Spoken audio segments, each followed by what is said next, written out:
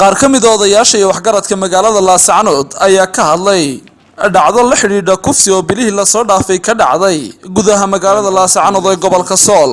Odayaashan ayaa sheegay in kiiskaasi uu ku jiro maxkamadda gobolka Sool, iyagoona gudoomiyaha maxkamadda gobolka Sool Xasan Sheekh Maxamuud ka raali galiyay hadallo ay sheegeen in ay yihiin deelqaaf oo ka soo yeedhay odayaal horay warbaahinta ula hadlay. Bismillahir Rahmanir Rahim. Allahumma salli ala sayyidina Mawlana Muhammad. Anigoo ah ninka la yiraahdo Maxamuud Cabdi Adal Guray waxaan ka jawaabayaa eedii iyo dacwadii la soo gaarsiiyay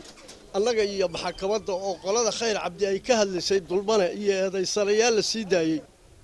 ay leeyihiin nimanka la leeyahay waa la sii daayay cid soo xidhay iyo cid keentay iyo cid ay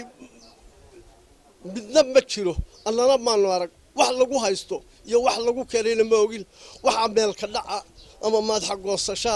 waxa lagu eedeeyay gudoomiyaha maxkamadda iyo xiriiraalintiisa waxaanu leenahay iyana bagayaan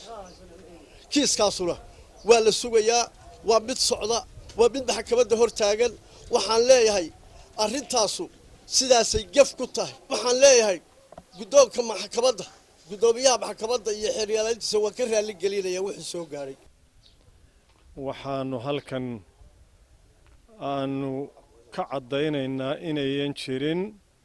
waxa lagu soo eedeeyay biga lagu soo eedeeyay gudoomiyaha maxkamadda xeer ilaalinta iyo hay'adaha amniga u xil saaran dhibaatooyinka ka dhacaya gobolka Sool waxaanu leenahay guud ahaan sida wax la idinku sheegay ma jiraan waanu beeninaynaa kufsigu sida la idin sheegay shariicada islaamku waad ogtihiin meesha uu dhigay xaqul islaamku meesha uu dhigay waad ogtihiin dhaqankeena subana ogtan meesha uu dhigay gabadhaas waa dulmane ninkaasuna wuxuu u xidhan yahay leeyahay xaqdarha loo haystaa wuxuu u xidhan yahay gabadha uu ka xadgudbay caafimaadka bilayska maxkamadayna taala waana lagu guda jiraa waxaanu codsanaynaa hota iyadu mar kale in maxkamadda si degdeg ah loo horkeeno si beenta iyo runta loo kala ogaado waxaanu raali gelin ka bixinaynaa gudoomiyaha maxkamadda iyo hay'adaha garsoorka oo dhan gefka loo geystay leeyahay ama hanti bay qaateen ama dad xirxiran baa la sii daayay waxba kama jiraan raali gelin baanu ka bixinaynaa ma ogin dadka la soo xidhay anigoo ah gabadha aabaheed wakiil ka ah waxaan ahay dhibane gabadha dhibanaha ee forxumada arrinta dilka loo geystay